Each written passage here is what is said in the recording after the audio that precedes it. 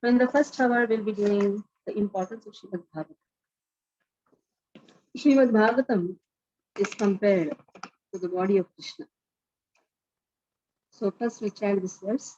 Ado yadiyo prathama dvitiyo tritiya turyo katito yaduri नाभिस्तथा पञ्चमयेव षष्ठौ भुञ्जान्तरन्दो युगलं तथान्यं कण्ठस्थुराजन् नवमो यदीयौ मुखारविन्दं दशमं प्रफुल्लम् एकादशो यश्चललाटपट्टं क्षीरोऽपि यद्वादशेव भाति नमामि देवं करुणानिधानं तमालवनं सुवितावतारम् अपार संसार समुद्र सेतुं भजामहे भागवत स्वरूपम्.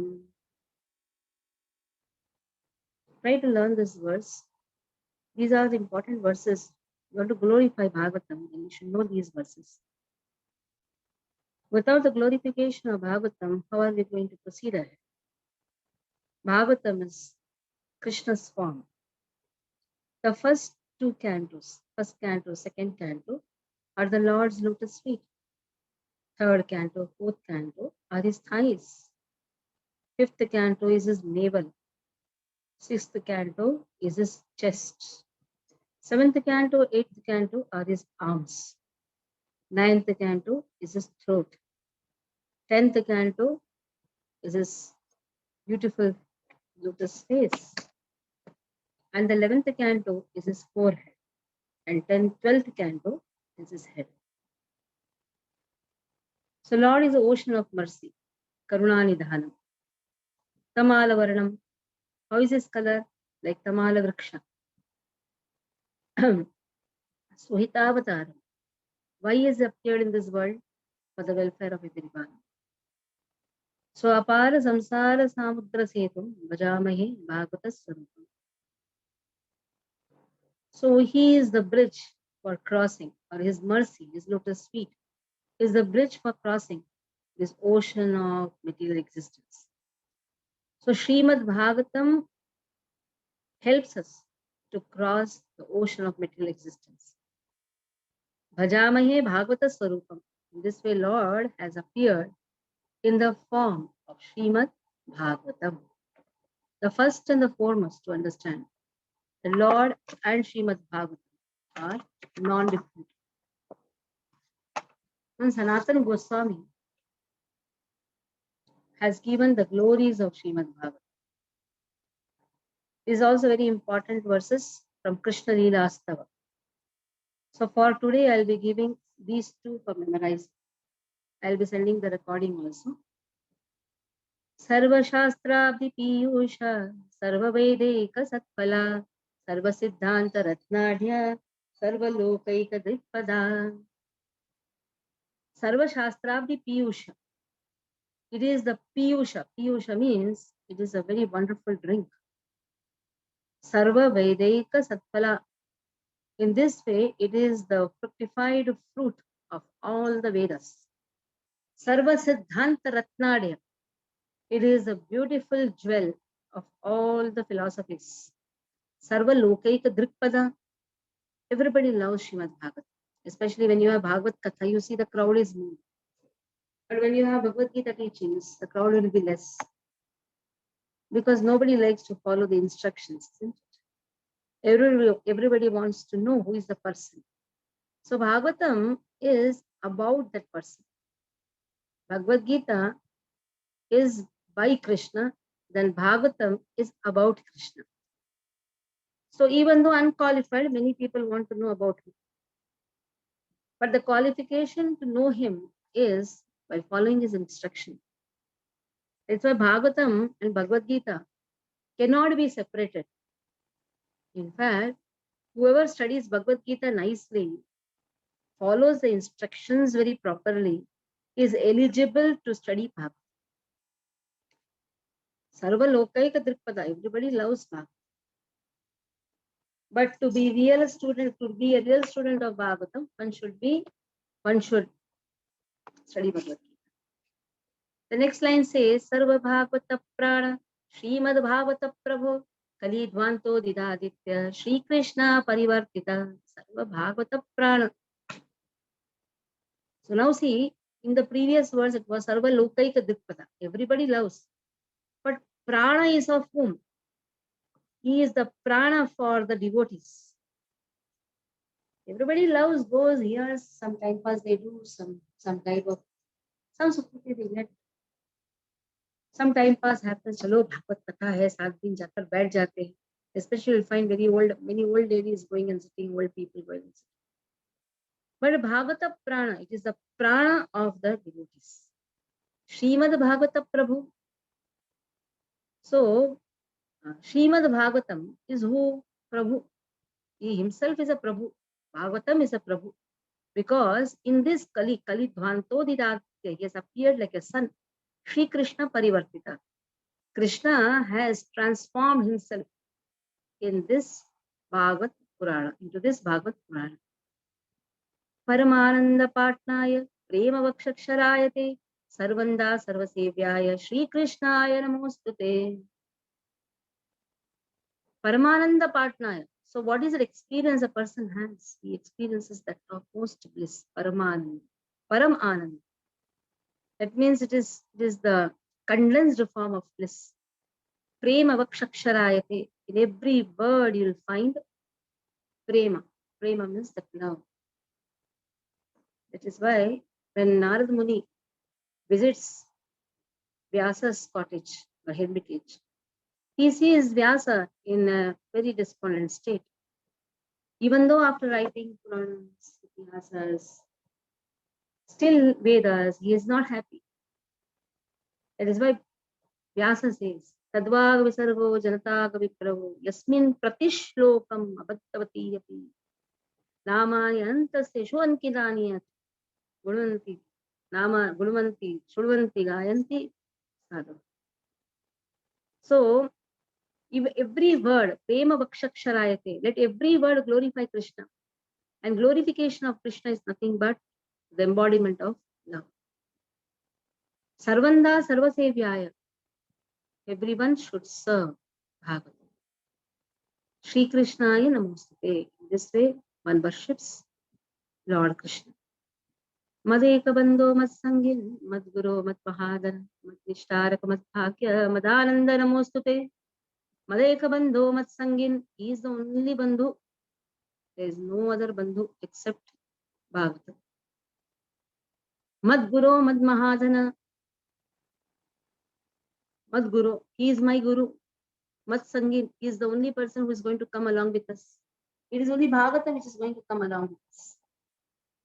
Madguru is the only Guru. Man Mahadana is the only Mahadana, the topmost Dhana. Man Nishtharaka. So let my mind be completely fixed up in Bhagavatam. That Bhagya, that is the Bhagya. So entering Bhakti Vaibhav is the Bhagya.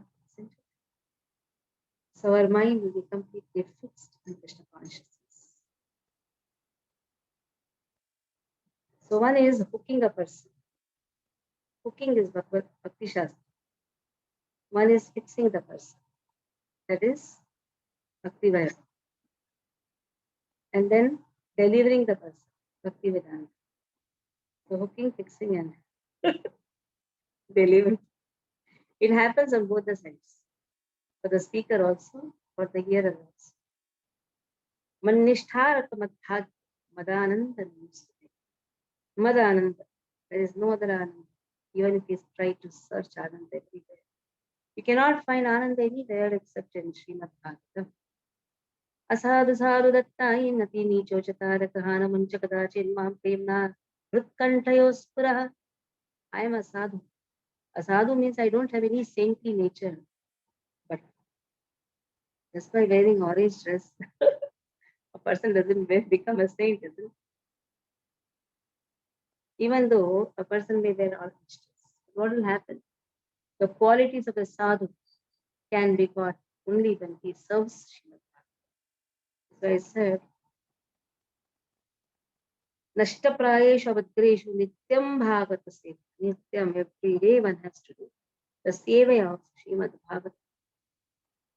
So all these courses are nothing but an opportunity to do Bhagavad Seva. Bhagavata Seva is Grantha Bhagavat, Bhakta Bhagavat, both the Sevas. Very important. So then the sadhatva can come. Sadhu, sadhu, the asadhu, sadhu tattayin, ati nichachatan. So asadhu, sadhu the tadayin. That means, please give me, I am doing a sadhu. You can bestow unto me sadhatva. I am the most fallen soul, ati nichachatan. What all simple activities we have done, this I have done. But ati nichachatan. But Bhagavata will deliver a person. Ati nichachatan means it has a capacity to deliver a person. So that is a desire. What is a desire? Premna Rutkantayos Pura.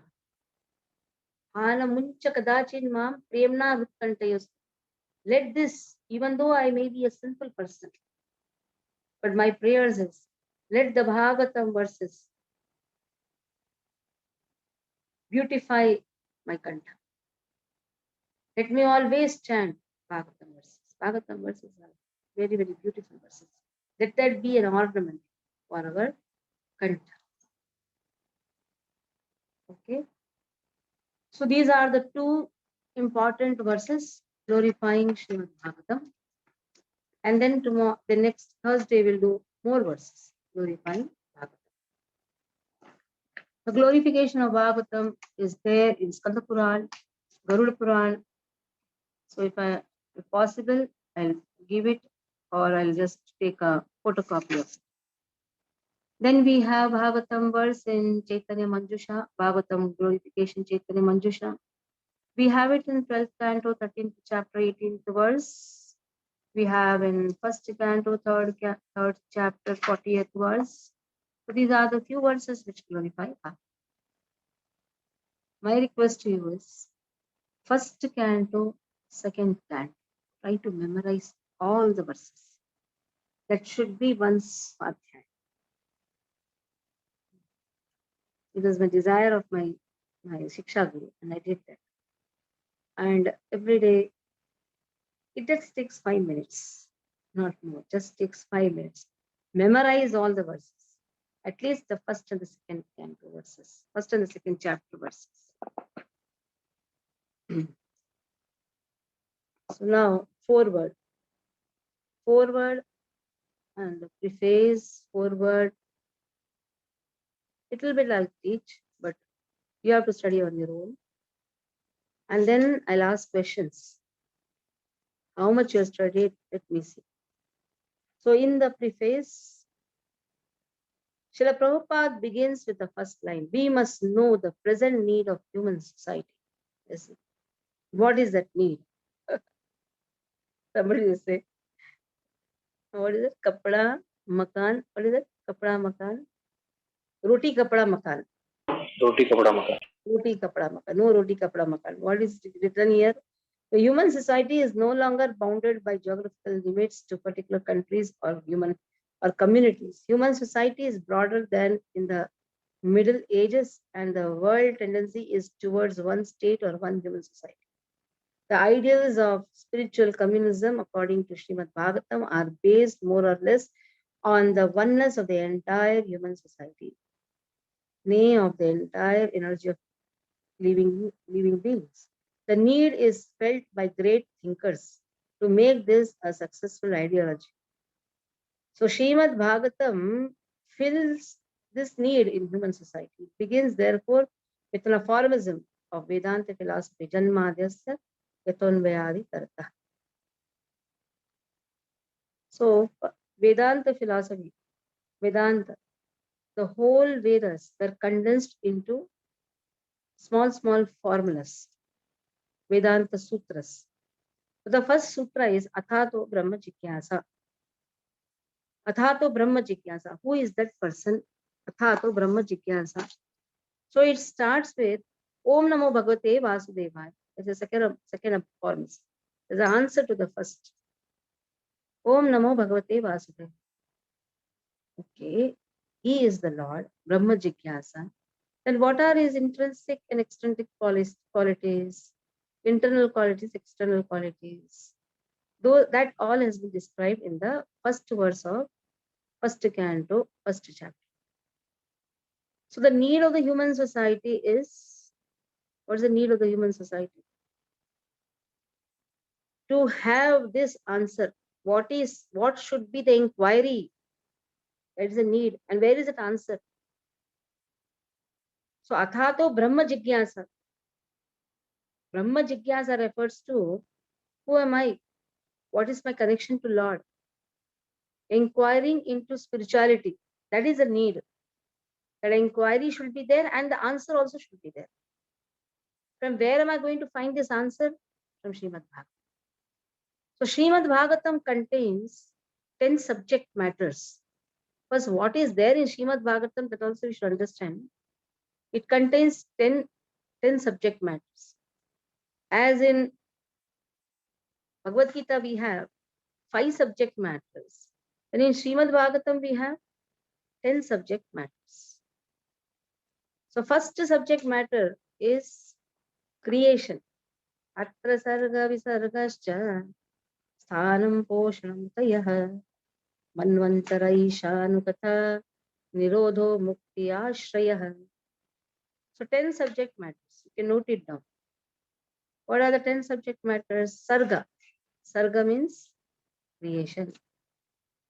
So where will you find this first subject, creation, about creation? You will not find it in the first canto. First canto, second canto, they are like creating the scene. So creating the scene, what is that scene? There is a conversation between Shaunakadi Rishi and Suta Goswami. That is the first scene created. What is the thing which Suta Goswami is speaking to Shaunakadi Rishi? What are the questions which they asked? And what is he speaking from? Where is he speaking? You should speak from some authority, isn't it? From hearing from the authority. So, Suta Goswami is speaking from the conversation which he heard between Parikshit Maharaj and Sukadeva Goswami. So nice, wonderful. That was going on the banks of Ganga. Because Parikshit Maharaj came to know that he has only 7 days.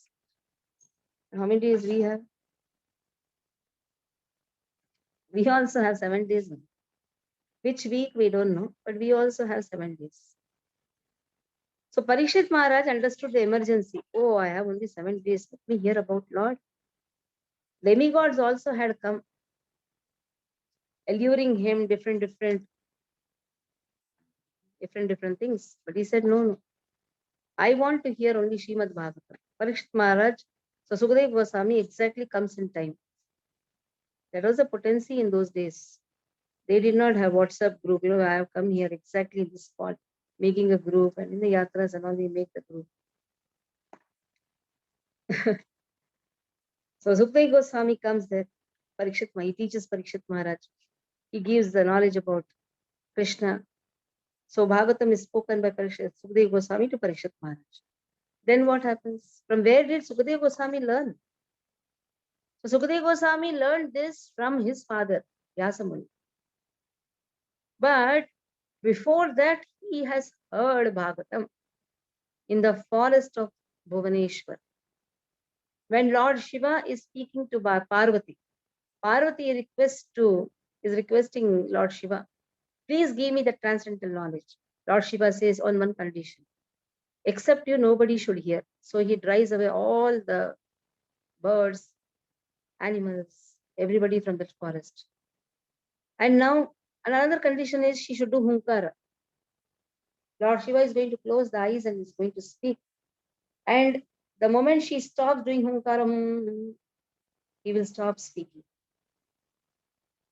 So now all the birds and animals were driven. As soon as Lord Shiva started speaking Bhagavatam, there was an egg. From the egg, parrot comes. This parrot is Shuka. And who is this Shuka? Shuka means parrot. This parrot is a special parrot of Srimati Radharani. So the parrot is also hearing, baby parrot hearing. And he sees, oh, now as such, Nidra Devi is also very much pleased and gives mercy to people who don't get sleep. So in the Bhagavatam class, you'll get nice sleep. Nidra Devi is also pleased. So now here Parvati is sleeping, is going to sleep, slept, drowsy, slept. And now the Hinkara is going to stop. Now then the drowsy, how Hinkara comes, and now it's going to stop. And immediately this parrot started doing the Humkara. So the Bhagavatam continued.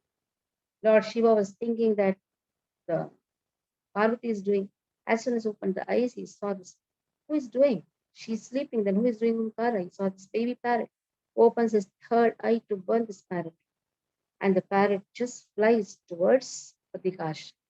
There Javali, the wife of Vyasa, is opening the mouth to yawn. This parrot, baby parrot, enters her womb and sits in her womb for practically 16 years. Vyasa says, Are come out, by. No, I don't want to come out. The world is full of Maya. Then, on the request of Vyasa, he comes out. As soon as he comes out, he just runs. He's naked now, but a big boy, 16 years. He runs naked. Then Vyasa, Putreti, runs behind him. And then he gives a verse. Aho Bakiyam Sanakala Putam. Very nice verse. After hearing this verse, this Chaturshloki Bhagavatam verses, Sukadeva Goswami is so pleased. Before that, he was just Brahmavadi. But after that, he understood pure devotional service. So hearing the Chaturshloki Bhagavatam from his father, before that hearing it from Lord Shiva, and after taking birth again, he hears from his father Vyasa. He narrates the same to Parikshit Maharaj. In turn, to Suta Goswami, who is hearing in the assembly, gives this knowledge to Shaunakadi Rishi. Maitri Vidura Sambad also you will find there. Narada Vasudeva Sambad also you will find there. There are different conversations in Srimad Bhagavatam. First two cantos are setting the scene. Different scenes have been narrated. So third canto speaks about Sarga. Sarga means creation. And then Visarga, sub-creation. Atra Sarga Visargascha Sthanam Oshanam Tayah Manvantra Ishanukata Nirodho Mukti Ashraya. So first is Sarga, which is in third canto.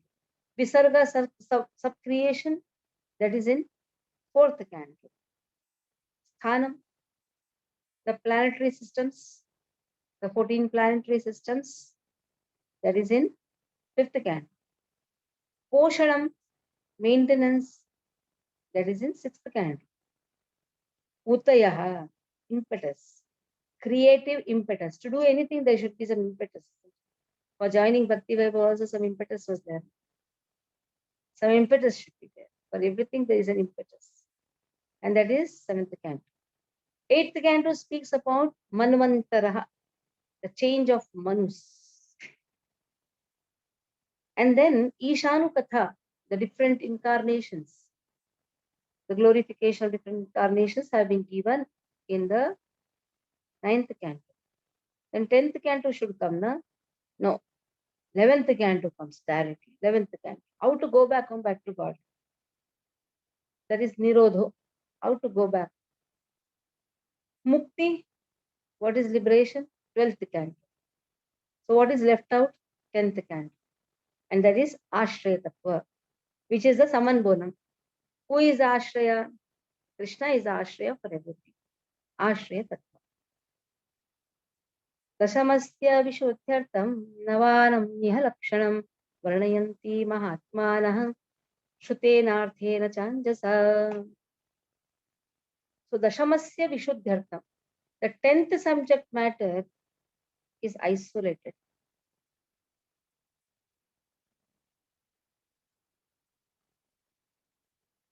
And this 10th canto is very special canto. or the 10th subject matter, Ashray Tattva, is a very special subject matter. That is direct teachings. But the remaining Navannam Iha Lakshanam. Why these 9 cantos are there? The 9 subject matters are there. The 9 subject matters gives us the qualification to understand the 10th subject matter.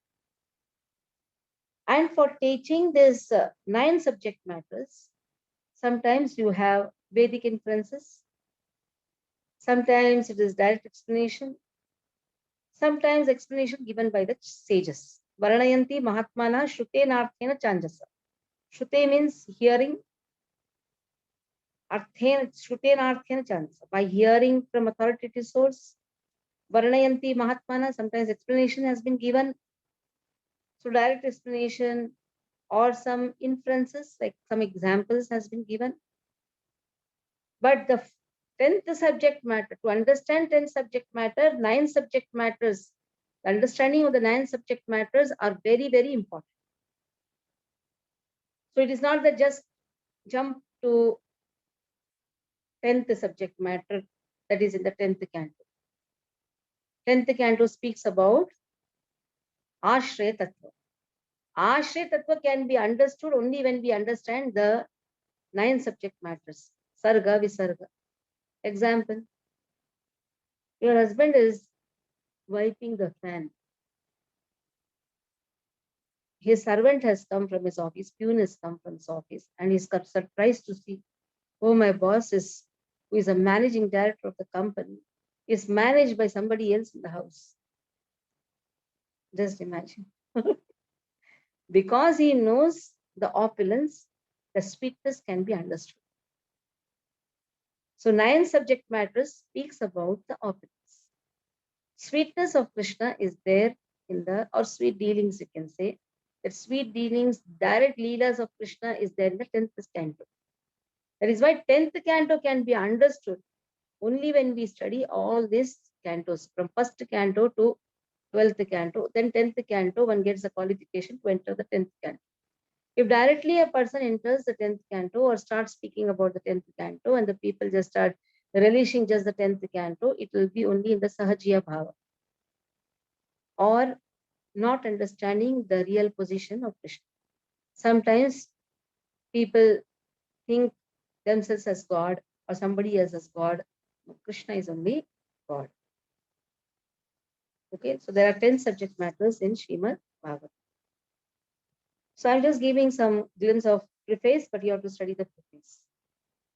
So Bhagavatam should be introduced in the schools and colleges. Prahlad Maharaj has recommended this. Kaumaram Achare Pragyo Dharman Bhagavatah Durlabham Manusham Janma Tadapi Adruvam Artha.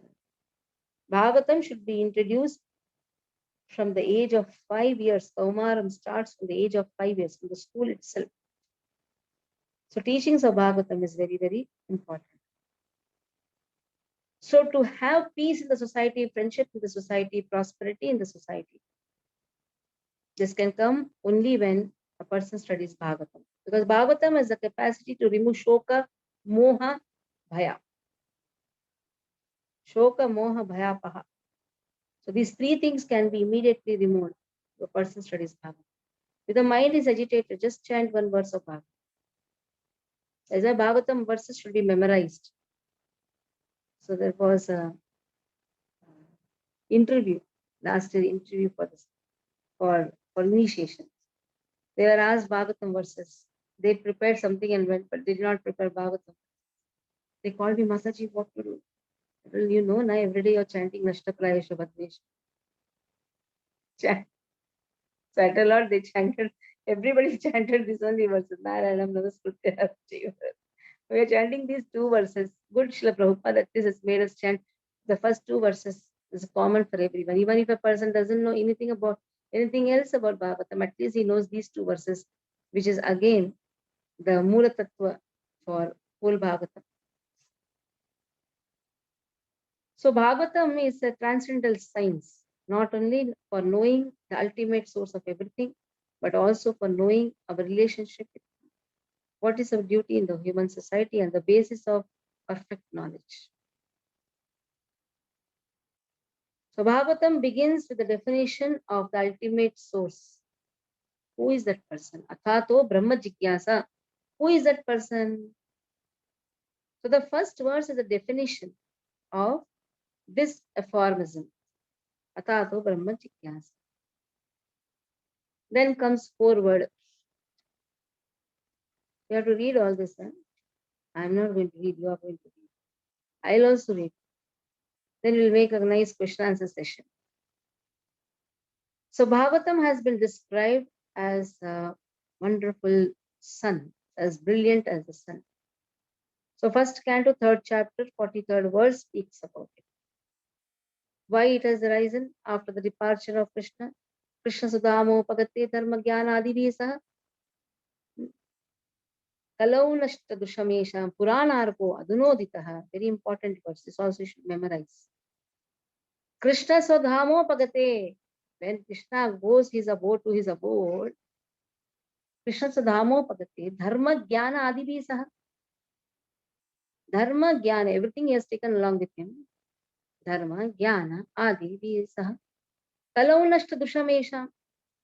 Then this Kali Yuga, there will be only darkness. He has taken everything and there will be only darkness. Then what to do?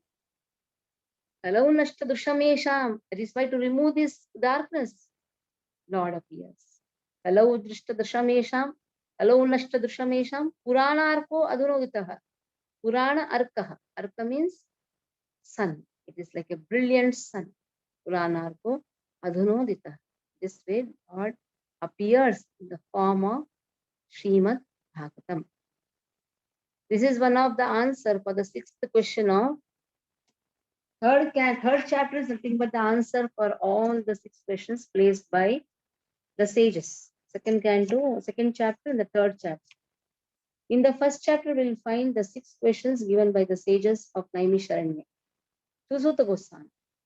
Now, answers to these six questions are there in second chapter and the third chapter of first canto of Srimad Bhagavatam. So the question in the sixth canto was Bruhi Yogeshwari Krishna Brahmanye Dharmavarmani Swam Kashtam Adunopete Dharmakam Dunod. So in this way, where is Krishna now? Bruhi Yogeshwari Krishna Brahmanye Dharmavarmani. So if he stay, where is now Dharma and Jnana, where it has taken the shelter? Now Lord has gone to his abode. Then where am I going to find Dharma and Jnana? Dharma means what is our duty? From where are we going to understand that? What is our duty? Brahmanye Dharmavarmani Swam Kashtam Adunopete Dharmakam Sharanam Gataha. Where did Dharma take shelter of? So answer to that is this. Krishna Sadamo Pagate Dharma Jnana Adibhi Saha Kalau Nashta Drishamesham Puranarko Adunoditaha. Lord has appeared in the form of Bhagavat Purana.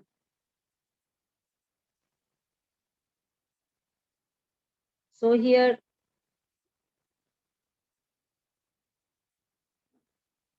so after compiling the Bhagavatam, Vyasa imparted the synopsis to his son, Sukadeva Goswami. Just now what we did is elaborately explained here. Now Sukadeva Goswami's answer to these questions, Parikshit Maharaj places various questions to Sukadeva Goswami. So what we find in Srimad Bhagavatam is question answer session. After the class, there is a question answer session. So Krishna gave a class in Bhagavad Gita. Question answer session is there in Bhagavatam. Class is teaching the instructions. Okay, do this, do that, this and that. How to do? There was a question. How to do? Okay, what to do has been given, but how to do? So all this question answer session is Bhagavatam. In that, somebody asked a question. Why don't you show it practically? So many things you're teaching, but why don't you show it practically? That is why Chaitanya Mahaprabhu appears. He appears to give the practical knowledge of what he has instructed in Bhagavad Gita. So Srila Prabhupada has given an elaborate sketch. It is short sketch Prabhupada writes. Okay, for Prabhupada it is a short sketch. For us it's a big sketch. Life and teachings of Lord Chaitanya, the preacher of Srimad Bhagavatam. It's only after Chaitanya Mahaprabhu's advent, Srimad Bhagavatam came to a limelight. Everybody could understand Bhagavatam very nicely. So Bhagavatam is science of Krishna. That could be understood very nicely after the advent of Chaitanya Mahaprabhu. Chaitanya Mahaprabhu is well versed in Srimad Bhagavatam. Naturally, he is for studying about him only, Bhagavatam is there. But he appears like a devotee. So in this way, there is a need for the science of Krishna in human society for the welfare of everyone. That's what Srila Prabhupada says. He started with that only. What is the need for the human society? So what is the answer? This is the need. Bhagavatam is the need. The science of Krishna is the need. So one has to learn Srimad Bhagavatam from the person Bhagavatam. So both comes. Bhakta Bhagavat, Grantha Bhagavat. The person Bhagavatam is one whose very life is Srimad Bhagavatam in practice. So that is why Chaitanya Mahaprabhu appears to show what should be the nature of Bhakta Bhagavat. How should a Bhakta Bhagavat behave? So for that reason, Chaitanya Mahaprabhu appears like a devotee.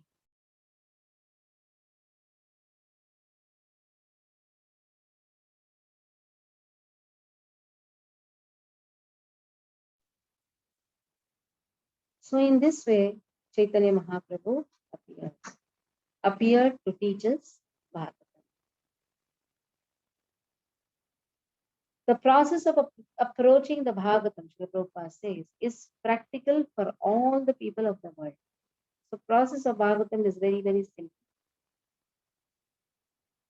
So it is said it was his wish that Srimad Bhagavatam be preached in every nook and corner. Jare dekho, tare kaho, Krishna preach. So science of Krishna, what is there in Bhagavatam? Science of Krishna. Science of Krishna should be preached in every nook and corner. That has been emphasized. So I think you can read the whole life sketch of Chaitanya Mahaprabhu. And Chaitanya Mahaprabhu's Shashtakam has also been put in introduction. We will be doing it slowly and steadily. We will be taking two pages. Till now, what I have taken is till the life sketch. Every paragraph, little bit, and okay. So you will be reading forward, preface, and introduction till the life sketch. Till this much, if you read also, it's okay. After that, we will do in the next class. In every class, we'll try to take some 2 pages. Okay. Now we'll start with the first chapter, first canto, Srimad. Om Namo Bhagavate Vasudevaya. Chant after me. Om Namo Bhagavate Vasudevaya. Your lips should move. I should see that. Keep your videos on. Om Namo Bhagavate Vasudevaya. Janmadhyasya yatonvayaditaratah. Janmadhyasya yatonvayaditaratah. Chartesha vikyaswara. Tene brahmarudaya adikavaye. Tene brahmarudaya adikavaye. Muyyanti yatsurayah. Muyyanti yatsurayah. Tejo vari mrudam yatha vinimayo. Tejo vari mrudam yatha vinimayo. Yatra trisargo mrusha. Yatra trisargo mrusha. Dhamna svena sada nirastakuhakam.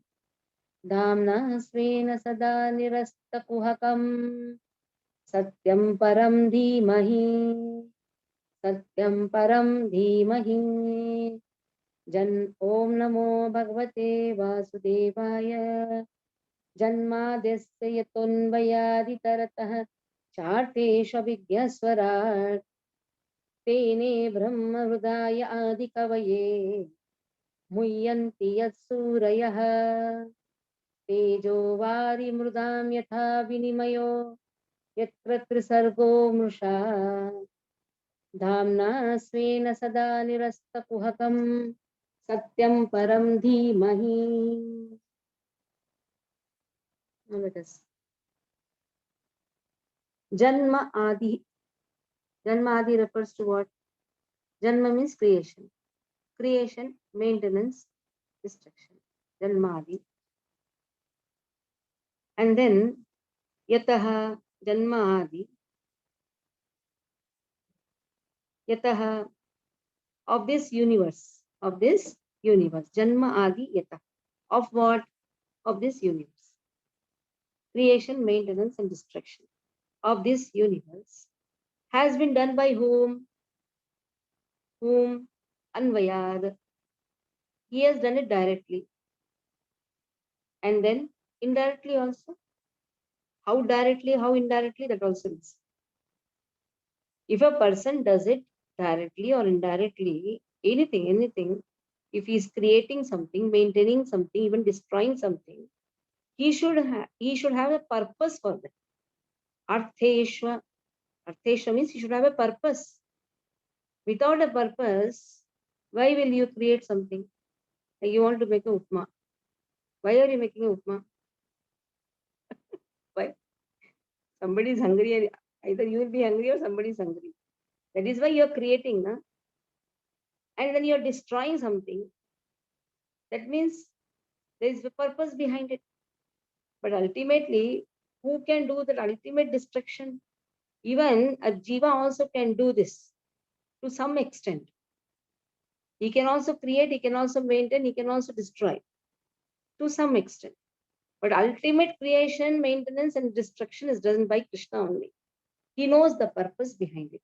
Abhigyaha, and he is fully knowledgeable how to do, even to know how to do. For that also knowledge is required. How to create abhigyaha, cognition, his knowledge, is all knowledgeable. And is independent also. In this material world, to do something, we have to ask permission. But Krishna need not ask permission to someone if he wants to create. If he wants to glance in the Mahattatva, he doesn't have to ask anybody's permission. He can just lie down on the Karana ocean or causal ocean and glance at the Mahattatva. And in this way, he can directly take the charge of creating many Brahmandas. And he can enter every Brahmanda and give birth to Brahma. And give this charge to Brahma to perform Visarga, that is subcreation. That means indirectly Brahma has been empowered by Lord. Brahma, Vishnu, Mahesh. So in this way, Lord appears as Brahma, Vishnu, Mahesh for performing this creation, maintenance, and destruction indirectly. Or he can even give this charge to the demigods also. Some portion, not everything, some portion. Kala avatars are Brahma, Vishnu, Mahesh. Now these Kala avatars can give some potencies to their subordinates. That means directly, indirectly, yataha, this material world has been created, maintained, and destroyed by whom? By Lord, who is Swarat, who is all independent, who is Abhigya, who is all knowledgeable, and who knows the purpose, Artheshwa. So understood the first line? Janma desya tonvayadi tarataha jatesha Abhigya Swarat. Another meaning. Janma Adi. If you take the Rasa Tattva, there are different meanings given by Srila Krishna Chakravarti Thakur, where it is said, let us meditate upon Radha Krishna. Anyhow, will come later. Later we'll do that. Rasa Tattva will do later. First we'll understand direct meanings. Janma desya tonvayadi taratah chartesha vigyasurat. First line is understood. So what is the nature of Lord? The nature of Lord is he is abhigya, he is all knowledgeable, he is Swarat, he is independent, and he knows the purpose of creation, maintenance, and destruction. And he has given this knowledge to whom? Tene brahma hridaya adi kavaye muyanti yat surayah. Tene brahma, this Brahma is not Brahma. Tene brahma, this Brahma means transcendental knowledge, has been given to Adi Kavaye. Adi Kavaye is Brahma. He has given this knowledge, Brahma. Brahma means the transcendental knowledge, to Adi Kavaye, to Brahmaji. But Muyantiya Suraya, even Brahmaji is also put in illusion. That is why Haridas Thakur appeared. Who is Haridas Thakur? Brahmaji himself, who had a doubt on Krishna, Samshaya, that is he the Lord? He is playing with the Brajavasis, especially the Gopas, so nicely. He is sitting and having the prasadam with everyone in a very normal way. Is he that supreme person? So that Samshaya came in the heart of Brahma. And we know the Brahma Vimoha Leela, how Brahmaji steals the cows, steals the cowherd boys, and Lord puts him in illusion. He thinks that I have stolen, but Lord again incarnates himself to as many koalas and as many cowherd boys, as many calves, and the original calves and the gopas were locked by Krishna or made them sleep. In this way, the three set which has been created. So what was stolen by Brahma was the illusory calves and the illusory cowherd boys. Because it is said, Brahmaji has no qualification to touch the Brajavasis. So the thought which has come even to steal, immediately Lord makes one set, illusory set of Gopas and the Vachadas. Gopas and the Vachadas. And here Brahmaji thinks that I have stolen. And he wants to do prayashchitta. That is how Haridas Thakur appears. But in fact, Brahmaji did not steal or cannot steal. And Lord made them to sleep because Lord wanted to relish the motherly love of each and every elderly gopis of Vrindavan and also the cows of Vrindavan. But they also wanted to feel Krishna. So Vatsalya Rasa, he wanted to experience the Vatsalya Rasa, and the Vatsalya Rasa reaches perfection in Vrindavan only. Everybody can have that interaction with Krishna. And Krishna wanted to prove this. It is not only Yashoda Mata, but everybody relished the Vatsalya Rasa with Krishna. Muyantiyat Suraya. So the first two lines we saw. Next is Tejo Vari Mrudam Yatha Vinimayo Yatrati Sargo Mrisha. Now, this world, how is this world? This world is not false. At the same time, it is only temporary. It is not mithya, but amrisha has been given. Amrisha means unreal. Yes, it is unreal means it appears only for some time. It is temporary. It is not eternal. Here, unreal refers to it is not eternal. It is being given here amrisha. Amrisha means it appears as though factual, as though real. That means as though permanent. But it is only a temporary creation. Tejovari mrusha yatha vinimayo. Tejovari means what? What is tejaha? Fire. Vari means water. Mrudam means earth. So sometimes when you go to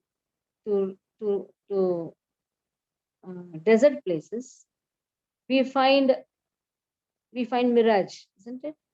The water seems to be like, or you can say, the fire may seem to be like a water, or earth may seem to be like a water.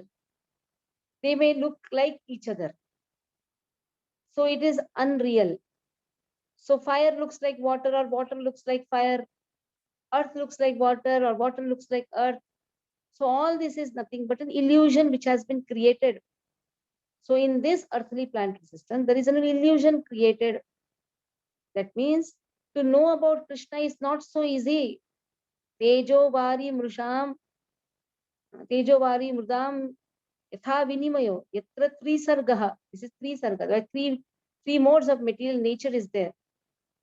This creation is nothing but the transformation of the three modes of material nature. So the creation is just temporary, seems to be factual, seems to be real, seems to be eternal. Because if you say unreal, that means mithya, jagat mithya, but jagat is not mithya. In Navapramayam, Madhvacharya says, Jagat Satyam, Navapramayam, written by Madhvacharya. The first verse itself comes, Jagat Satyam. Jagat is not mithya.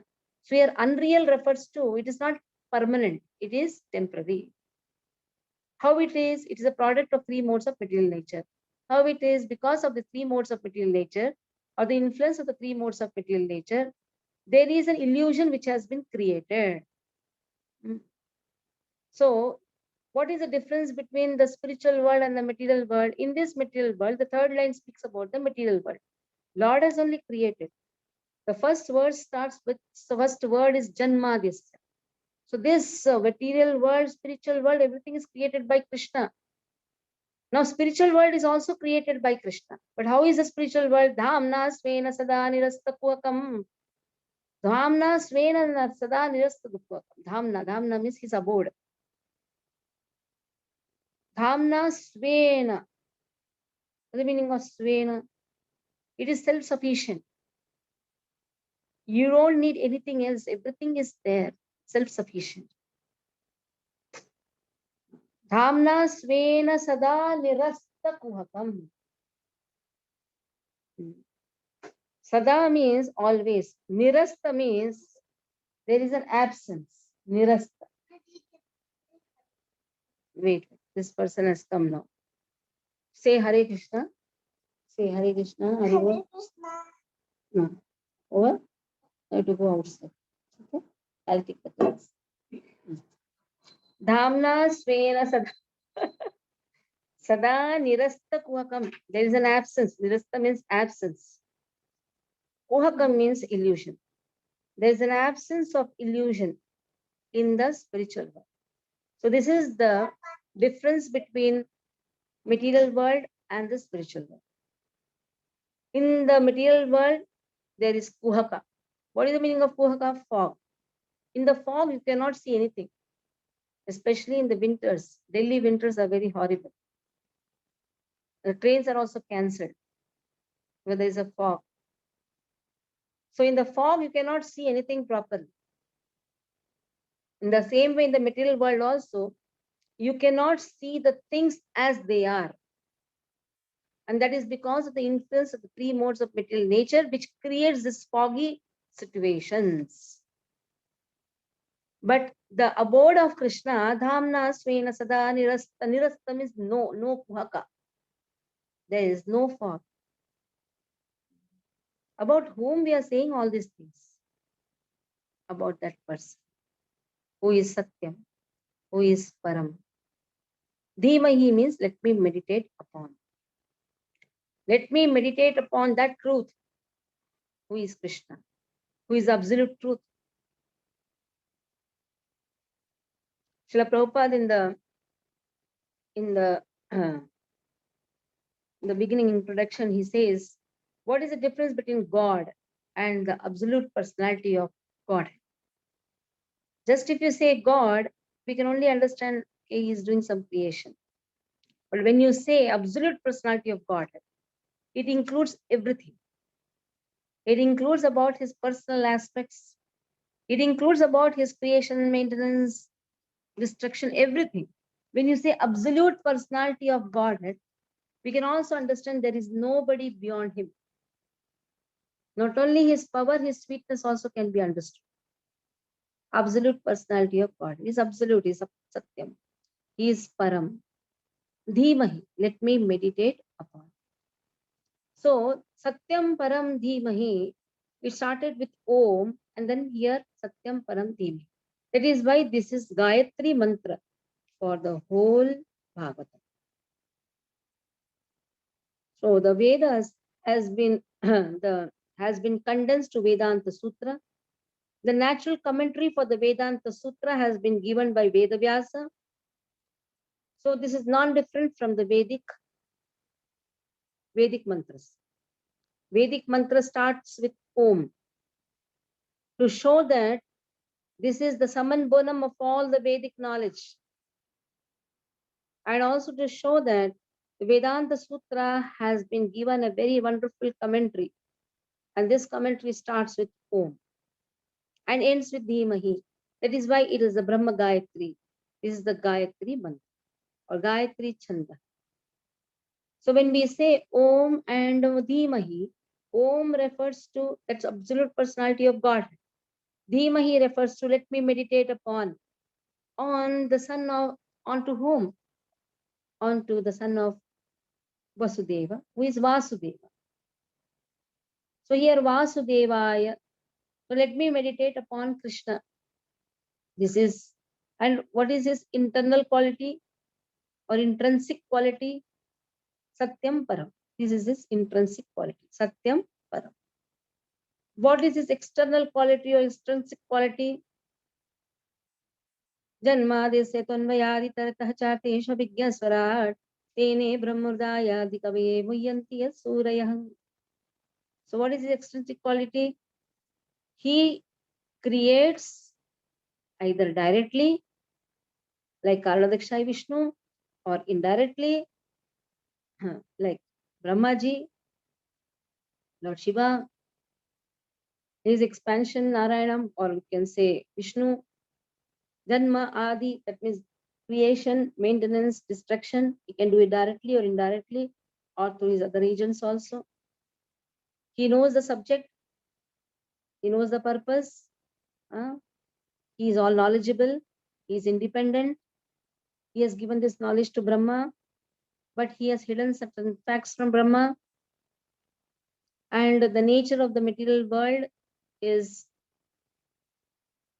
like the desert, where the things are not seen properly, where the things are not seen as they are, because of the three modes of material nature. There is a kuhaka, or there is a fog like situation, but his abode is completely free from such illusion.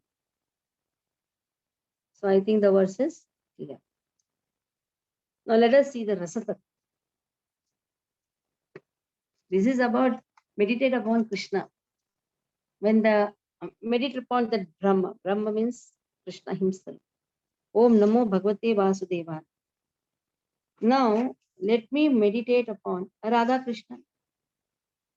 Dhimahi Radha Krishna.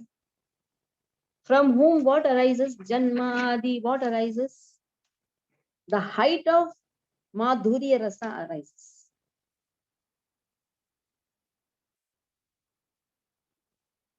How it arises? Directly with Radharani, or sometimes the other gopis. And also it has been said, he performs this Rasatattva with some particular gopis also. But especially he is doing it only with Radharani, because she is the highest of all the gopis. That has been emphasized. And then he is giving this knowledge to whom? He is also known as Dhira Lalita. Dhira Lalita means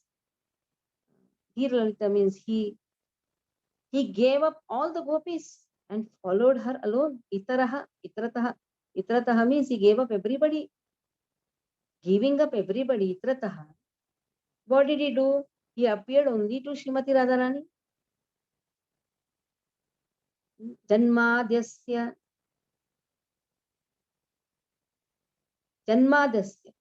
This Madhura Rasa has been spoken. The appearance of the Madhura Rasa or Madhurya love, Madhurya Rasa, how he has done Itrataha. He has given up all the gopis. Sometimes he does with all the gopis, but now he has given up all the gopis. And Anvayadi Tarata Anvayad. Anvayad means he is now very obedient to Radharani. Just goes to Radharani, giving up all the gopis, Itrataha.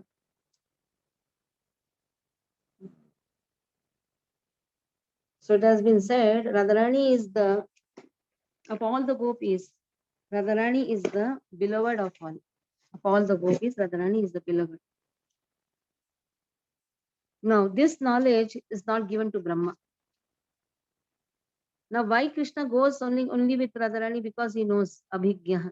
He knows the Artha. He is fully knowledgeable of the chief rasas. That is why he goes along with Srimati Radharani. He is Dhira Lalita. And then there is another meaning. There is a meaning which says, Brahmaji has been given all the knowledge, but Brahmaji does not know this knowledge. This Madhurya Rasa is unknown to even Brahma. That has been given. Then even other Surya, other demigods also are bewildered. When they see this, they are also bewildered. Yatra dhamna svena. So three sarga. By the influence of three sarga, Shri Bhu and Leela Lakshmi. Now just see. Shri Bhu and Leela Lakshmi.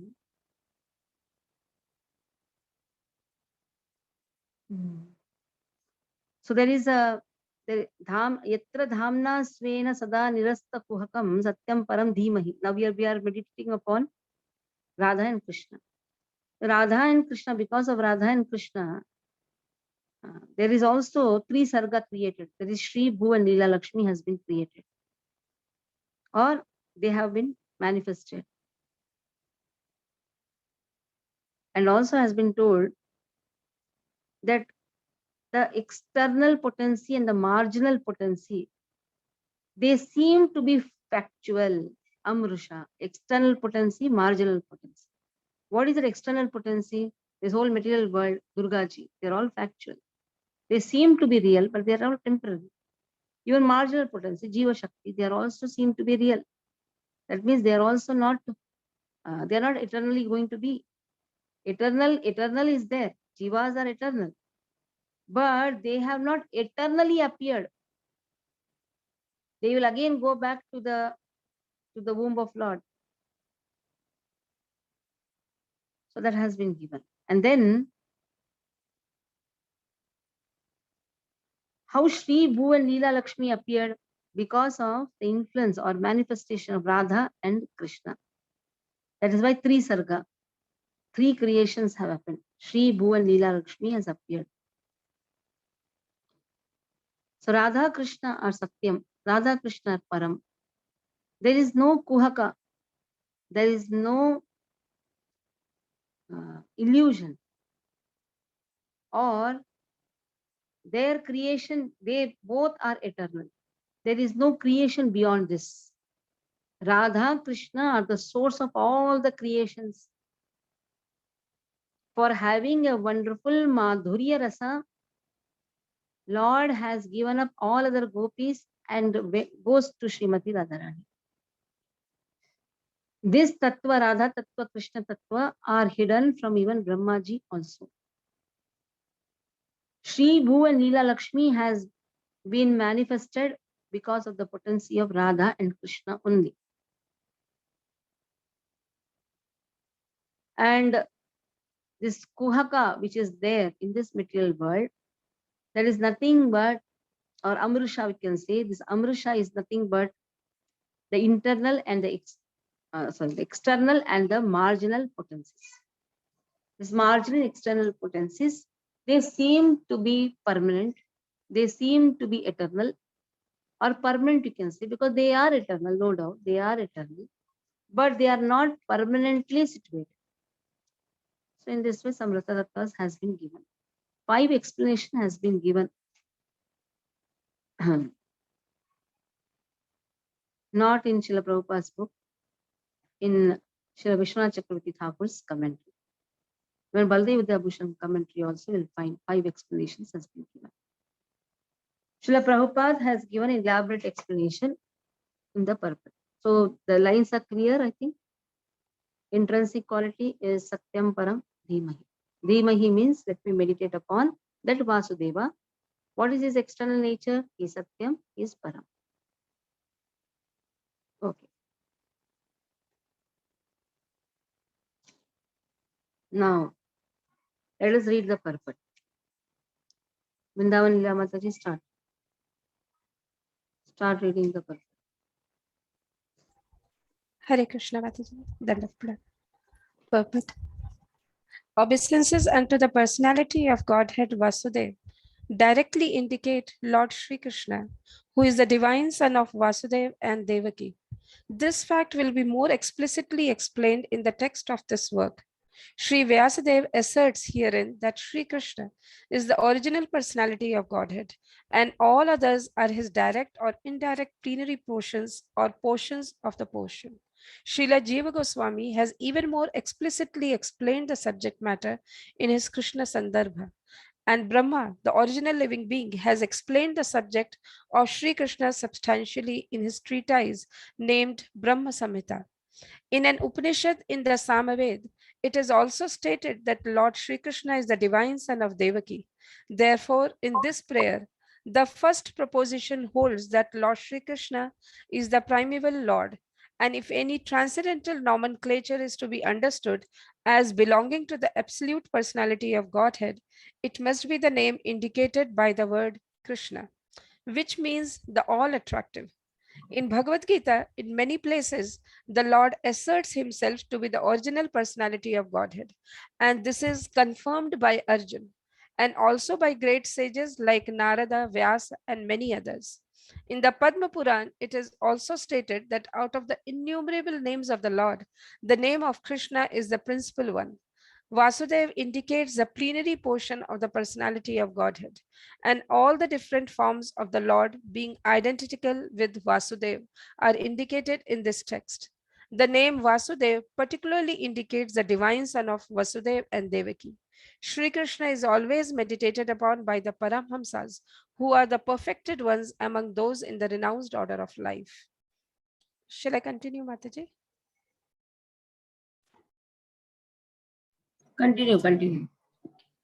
Vasudeva or Lord Sri Krishna is the cause of all causes. Everything that exists emanates from the Lord. How this is so is explained in later chapters of this work. This work is described by Mahaprabhu Sri Chaitanya as the spotless Puran because it contains the transcendental narration of the personality of Godhead Sri Krishna. The history of the Srimad Bhagavatam is also very glorious. It was compiled by Sri Vyasadeva after he had attained maturity in transcendental knowledge. He wrote this under the instructions of Sri Naradaji, his spiritual master. Vyasadeva compiled all Vedic literatures containing the 4 divisions of the Vedas, the Vedanta Sutras or the Brahma Sutras, the Puranas, the Mahabharata, and so on. But nevertheless, he was not satisfied. His dissatisfaction was observed by his spiritual master, and thus Narad advised him to write on the transcendental activities of Lord Sri Krishna. These transcendental activities are described specifically in the 10th canto of his work. But in order to reach to the very substance, one must proceed gradually by developing knowledge of the categories. It is natural that a philosophical mind wants to know about the origin of the creation. At night, he sees the stars in the sky, and he naturally speculates about their inhabitants. Such inquiries are natural for man because man has a developed consciousness which is higher than that of the animals. The author of Srimad Bhagavatam gives a direct answer to such inquiries.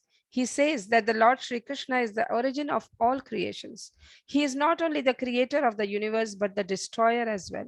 The manifested cosmic nature is created at a certain period by the will of the Lord.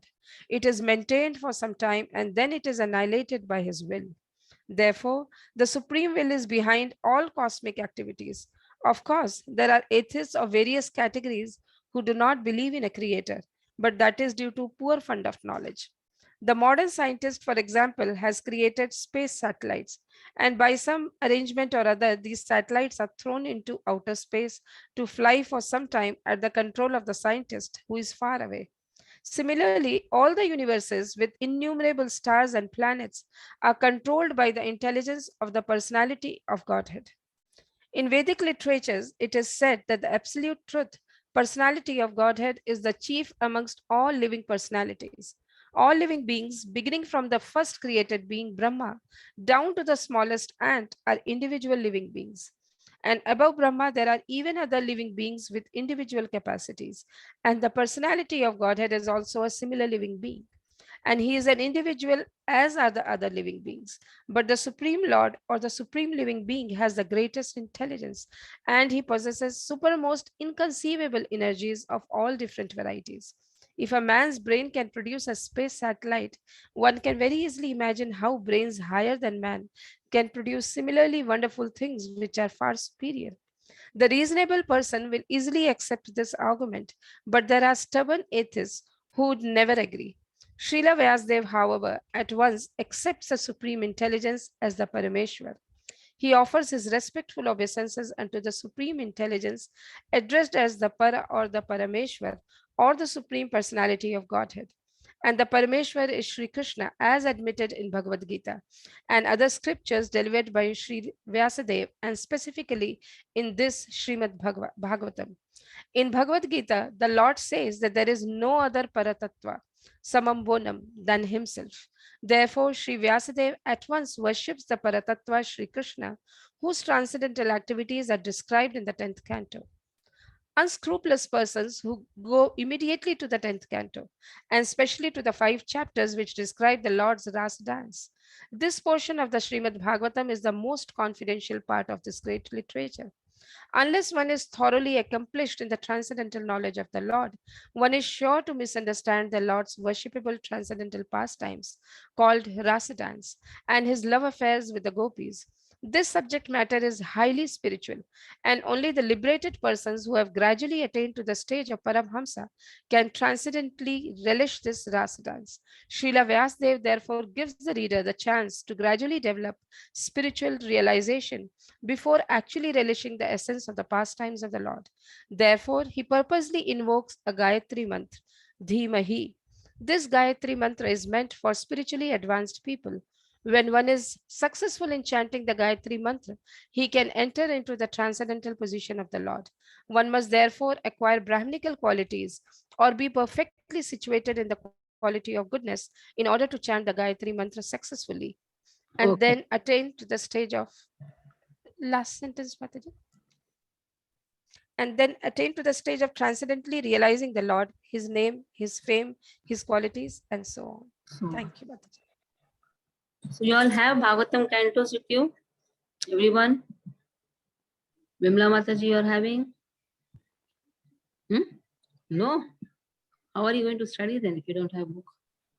I have Mataji here. Everyone should hold Bhagavatam copy Yes.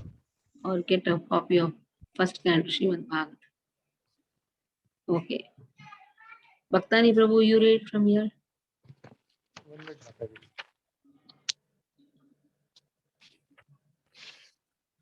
When Mataji is reading, you all should read, na?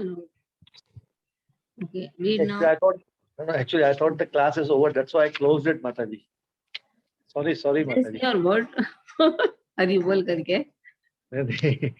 Sorry, Mataji. I'll just start, Mataji. Srimad Bhagavatam is the narration of the Swarupa of the Lord, manifested by his internal potency, and this potency is distinguished from the external potency, which has manifested the cosmic world, which is within our experience. Srila Vyasadeva makes a very clear distinction between the two in this shloka.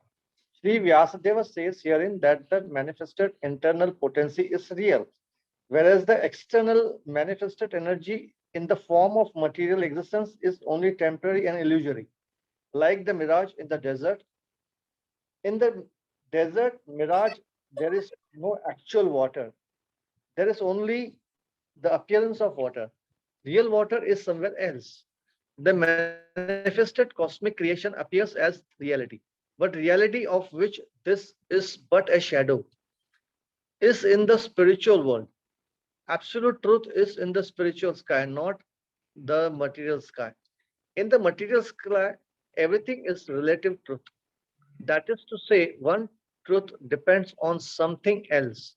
This cosmic creation results from the interaction of the three modes of nature, and the temporary manifestations are so created as to present an illusion of reality to the bewildered mind of the conditioned soul, who appears in so many species of life, including the higher demigods like Brahma, Indra, Chandra, and so on. In actuality, there is no reality in the manifested world.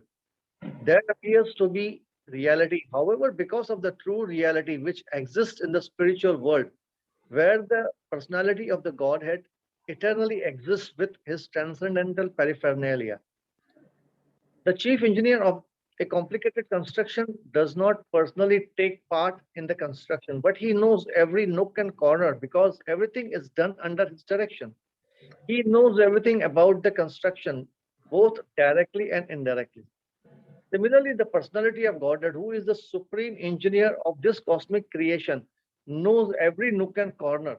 Although affairs are being carried out by the demigods, beginning from Brahma down to the insignificant ant, no one is independent in the material creation.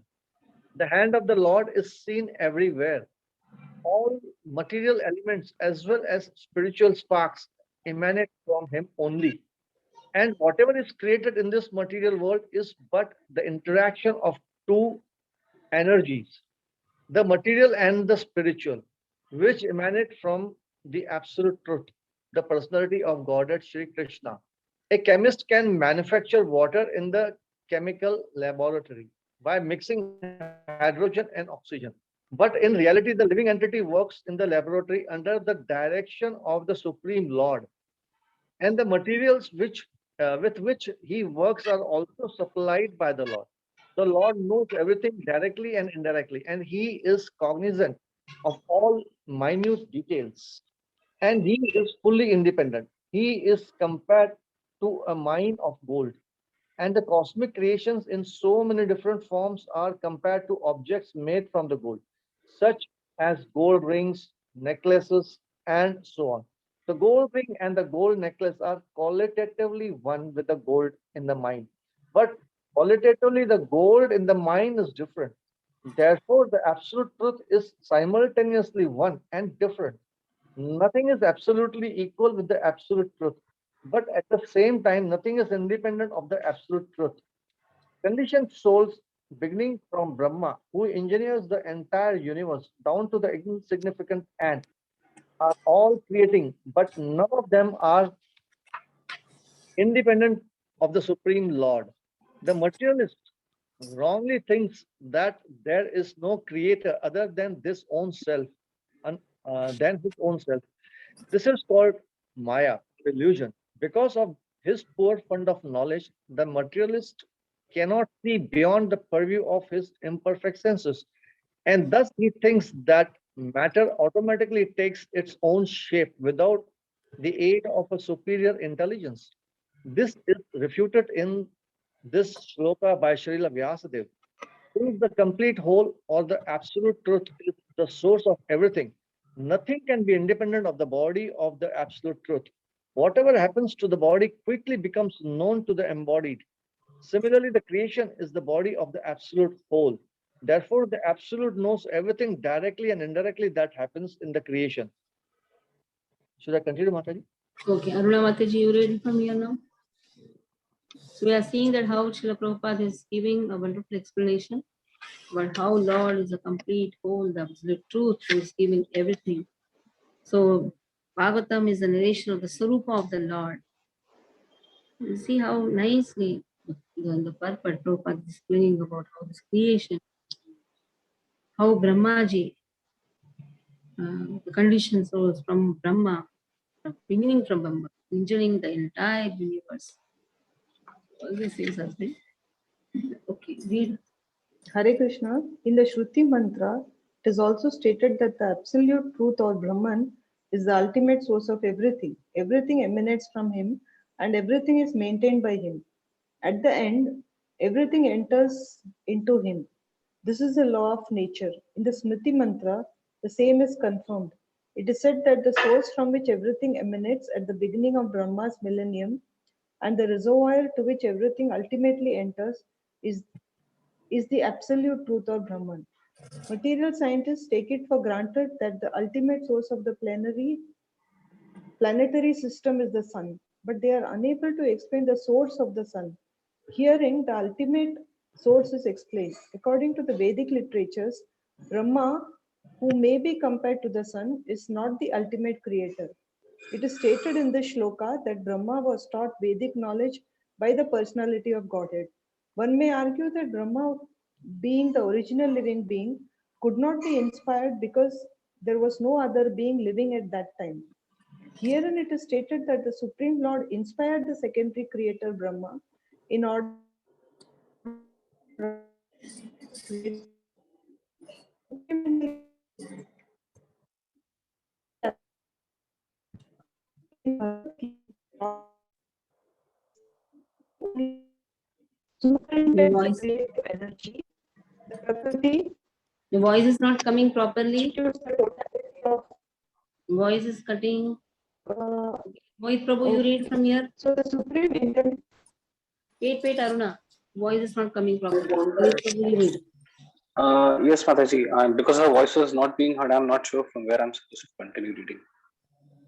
You can from the Supreme Intelligence behind. Okay.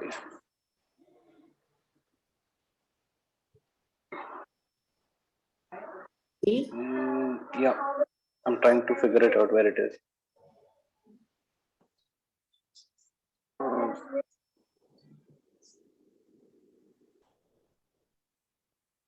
Who can read first?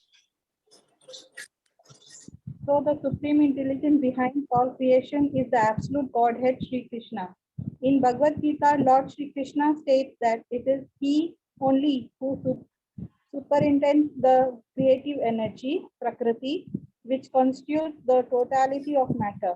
Therefore, Sri Vyasadeva does not worship Brahma, but the Supreme Lord who guides Brahma in his creative activity. In this shloka, the particular words Abhigya and Swarat are significant. These two words distinguish the Supreme Lord from all the other living entities.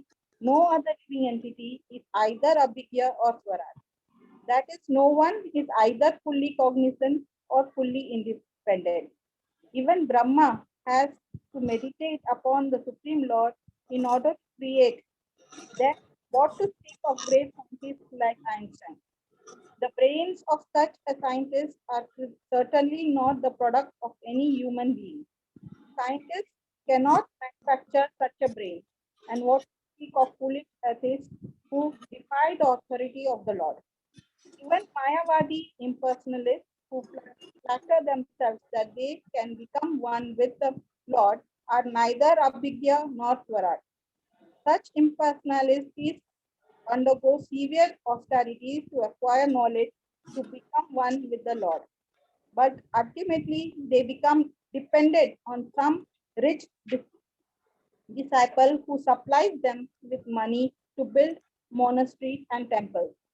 Atheists like Ravana or Hiranyakashipu had to undergo severe penances before they could plot the authority of the Lord. But ultimately they were rendered helpless and could not save themselves when the Lord appeared before them as cruel death. This is also the case with the modern atheists, who also dared to plot the authority of the Lord. Such atheists will be dealt with similarly be dealt with similarly, for history repeats itself.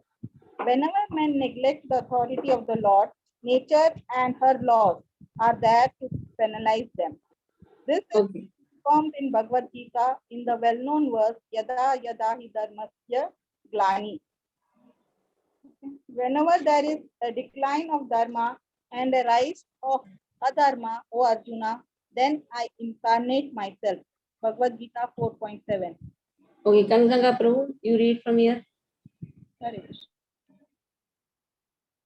Ganga Prabhu. Wait a minute. Rajiv Khanna Prabhu, you read. Khanna Prabhu sleeping or what? Only there. Who is going to read? Venkatesh Chatan Prabhu, you read. What is this? Hare Krishna. I'm Okay. Hare Khanna Prabhu is reading. Yes, yes. Okay. Okay, read. Krishna. Voice. Not coming. Voice is not coming. Okay, Venkatesh Prabhu, you read. Okay. Hare Krishna. Mataji, Dandapana. That the Supreme Lord is all perfect in confirm in all Shruti mantras.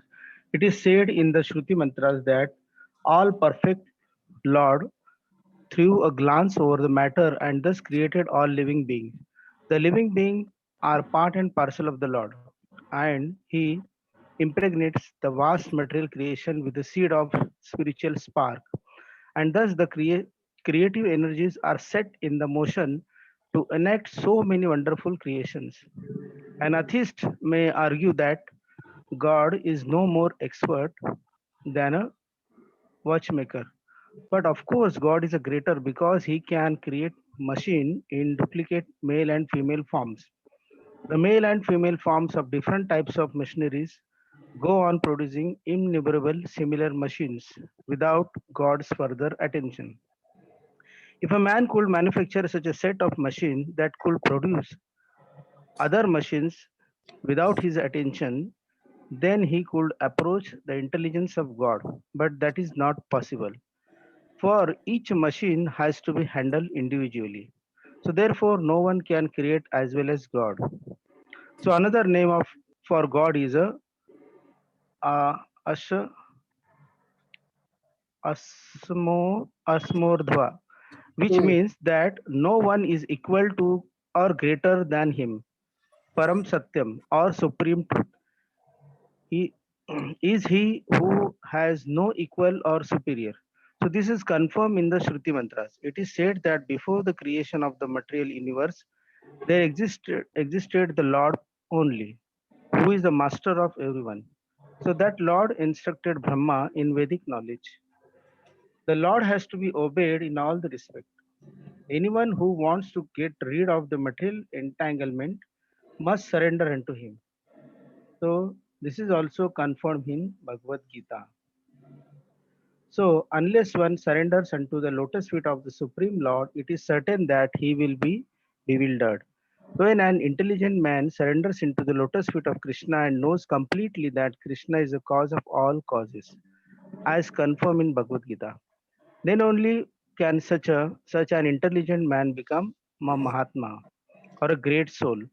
But such a great soul is rarely seen. So only the Mahatmas can understand that the Supreme Lord is a primeval cause of all creations. He is a param, he is a Paramatma or ultimate truth because all other truths are relative to him. So he is omniscient. For him there is no illusion. So some Mayavadi scholars argues that Wait. Sachdev Prabhu, you read. Sachdev Prabhu. Yeah, Hare Krishna Mataji, Dandavat Pranam. Some Mayavadi scholars argue that Srimad Bhagavatam was not compiled by Sri Vasudev, and some of them suggest that this book is a modern creation written by someone named Opadeva. In order to refute such meaningless arguments, Sri Sridhar Swami points out that there is reference to the Bhagavatam in many of the oldest Puranas. This first sloka of Bhagavatam begins with the Gayatri mantra. There is reference to this in the Matsya Purana, which is the oldest Purana. In that Purana, It is said, with reference to the Gayatri Mantra in the Bhagavatam, that there are many narrations of spiritual instructions beginning with the Gayatri Mantra. And then there is the history of Vritasura. Anyone who makes a gift of this great work on a full moon day attains to the highest perfection of life by returning to Godhead. There is a reference in the Bhagavatam in other Puranas also, where it is clearly stated that this work was finished in 12 cantos, which includes 18,000 shlokas. In the Padma Purana also, there is a reference to the Bhagavatam in a conversation between Gautam and Maharaj Amrisha. The king was advised therein to read regularly Sri Bhagavatam if he desired liberation from material bondage.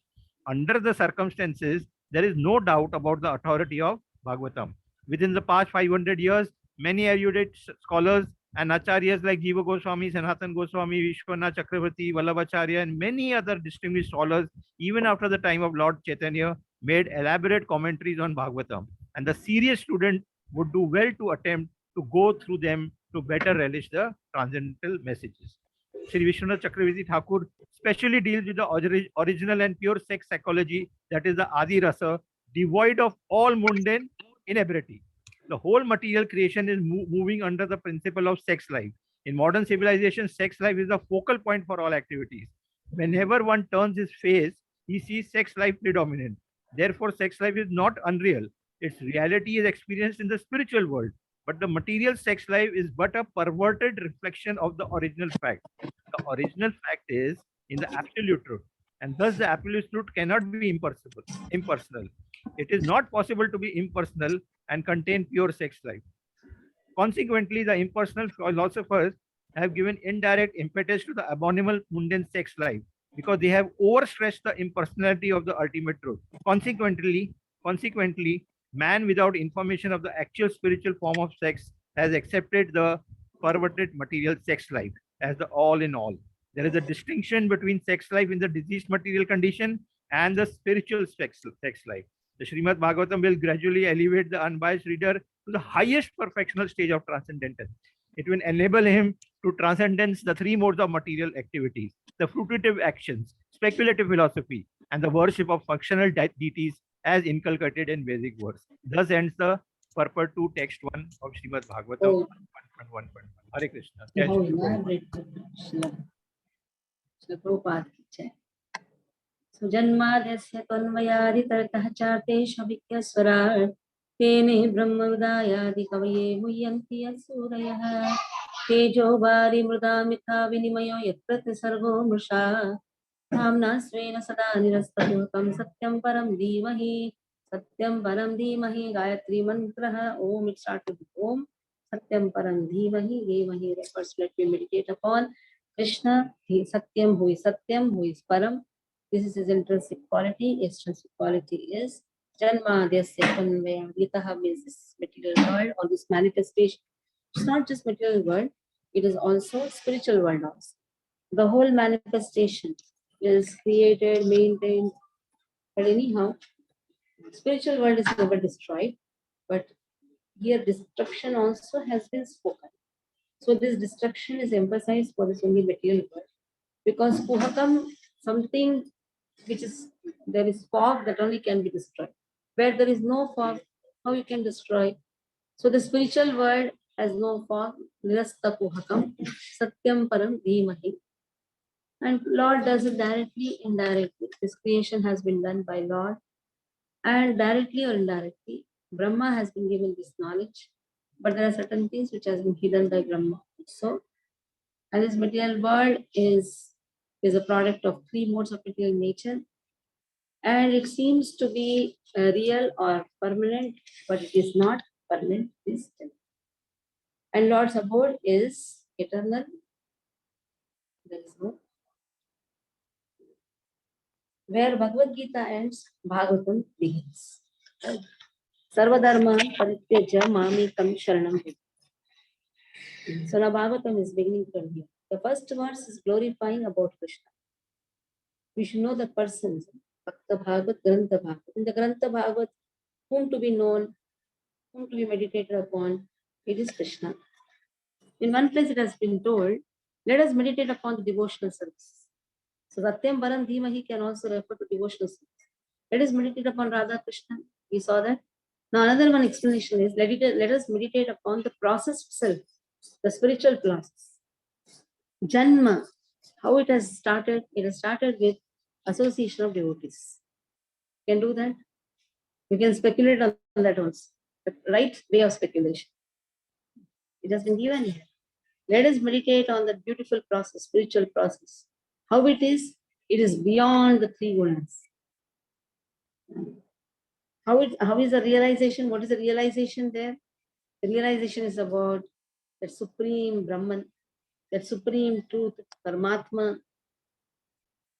And here also it has been told, Itratah. Other things are completely neglected. What is it? Other things, other processes, Jnana Marga, Karma Marga, or Dhyana Marga, all these things has been removed. Or you can say Yoga Marga has been removed. But what is that process? There is only devotional service. So like that, Dhimahi can come even for the Bhaktas also. Let me meditate upon the Bhaktas. Let me meditate upon Krishna. Let me meditate upon the whole process.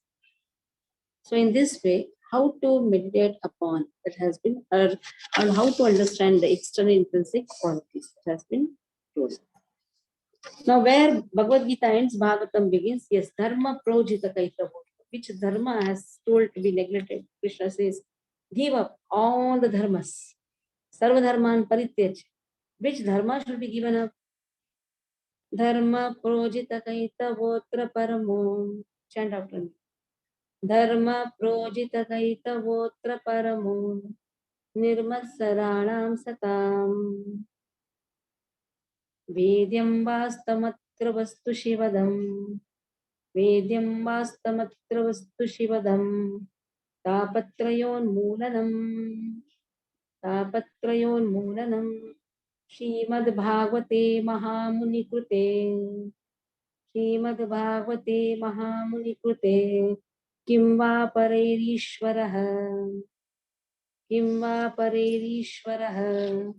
Sadyo Rudyavaruddhate Trakutibihi.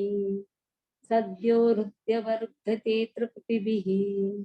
Shushubit Takshana. Shushubit Takshana. Now Krishna says, Dharma projita kaitavotra param. Projita means give up. What to give up? Kaitava dharma. Which dharma Krishna says, Sarva dharman parityaja. Because in one place Krishna says, Yada yada dharmasya glanir bhavati bharata abhyuttanam dharmasya tadatmanam sriyam. I appear to give dharma, to establish dharma. I appear to establish dharma. In one place Krishna says. Another place Krishna says, give up dharma. Which dharma has been told to give up? Kaitava dharma has been told to be completely rejected. Reject all the Kaitava dharma. Kaitava dharma means which is covered by fruitive intentions. Give up all such dharma. Where fruitive results are the priorities. Give up such type of dharma. Okay. Dharma projita kaitavotra paramo. Paramaha. Parama means the highest. Now what is it highest? Highest knowledge, highest truth is propounded by Bhagavatam. The Bhagavad Purana gives the highest knowledge, Parama. Who can give this knowledge? Satam. Satam means a devotee. But what should be the nature of the devotee? Nirmasarana. Completely without enviousness. 100% pure in heart. That is why the last verse of Sanatana Goswami is Adhadu Dadu Dattain, Asadu Sadhu Dattain, Ati Nicho Chitarat, Hanamunchakada Chinma, Premna Rut Kantayo Sura. Even if I am Asadu, even if I don't have such qualities, even if I have Matsara in my heart, all this Matsarita will also go away just by studying Bhagavad. So a person becomes 100% pure in the heart. When he is pure in the heart, he can give this knowledge. Nirmal Saranam Satam. Okay. Now the qualification to understand Bhagavad Gita, understand Bhagavatam has been given. That means one should not have any enviousness in the heart. And then Vedyam Vastamatra Vastu Shivadam. What is the meaning of Vedyam? Who can understand this? Vastavam, understanding. For understanding this also the heart should be pure. How the heart will become pure? By studying Bhagavatam. By studying Bhagavatam, heart becomes pure. Again, what will do? Again, study Bhagavatam. To understand the real truth. See, even to get qualified also, you should study Bhagavatam. After being qualified also, again, you should release Bhagavatam. That is why Bhagavatam acts in two ways. As a medicine also, as a juice also. There's a verse which says that it is medicine also, it is juice also. Arula Mataji, can you chant that verse? Which verse speaks?